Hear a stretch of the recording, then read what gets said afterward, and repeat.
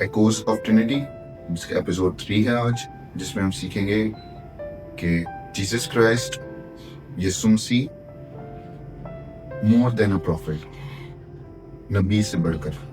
اگر یسوع مسیح صرف نبی تھے تو میں آپ سے ایک سوال پوچھنا چاہتا ہوں کہ وہ ہر کام جو پرانے عہد نامہ میں خدا نے کر کے دکھایا ہے، یسوع مسیح کیسے اس کو کر رہے ہیں؟ مثال کے طور پر مرکز کی انجیل اس کا 2 باب 5 سے 7 آیت تک یسوع مسیح گناہ معاف کر رہے ہیں۔ خدا کی پرستش پرانے عہد نامہ میں کی جاتی تھی، جیسس کرائسٹ کی پرستش کی گئی ہے۔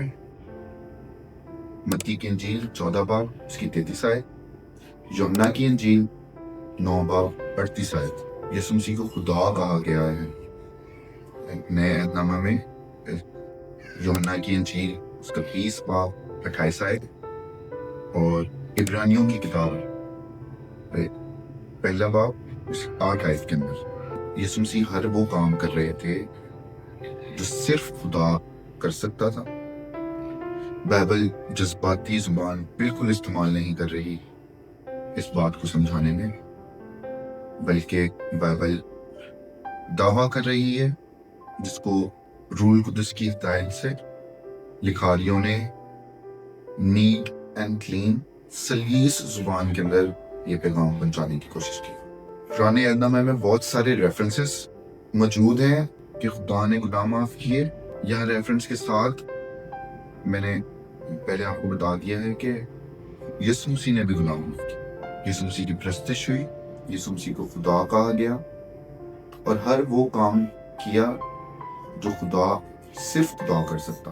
ایک مشہور واقعہ مجھے اس جگہ پہ یاد آ جاتا ہے، یسوع مسیح نے ایک بیمار شخص کو کہا تھا کہ اپنی چرپائی اٹھا اور چل پھر، اور یہودیوں نے یسوع مسیح سے اپنی سوچ میں جان کر کہ یہ کس اختیار سے، یہ کیسے گناہ معاف کرنے کی قدرت رکھتا ہے، تو یسوع مسیح نے ان کی سوچ جان کر ان کو کہا کہ افضل کیا ہے، گناہ معاف کر دینا یا اس سے کہنا کہ اپنی چرپائی اٹھا اور چل پھر؟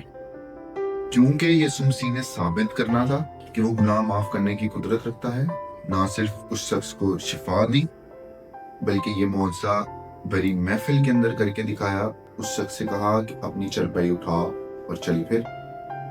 اسی گھڑی وہ شخص جو بیمار تھا اپنے بستر سے اٹھا، اپنی چرپائی اٹھائی اور برخاست ہو گیا۔ اس کے لیے میں آپ کو حوالہ دینا پسند کروں گا لوکا کی انجیل اس کا 5 باب 20 آیت، یوحنا کی انجیل 5 باب اور اس کی 1 سے 18 آیت۔ یسوع مسیح کو بائبل خدا ثابت کر رہی ہے، تو پھر روح القدس کیا ہے، یہ ہم سیکھیں گے نیکسٹ ویڈیو۔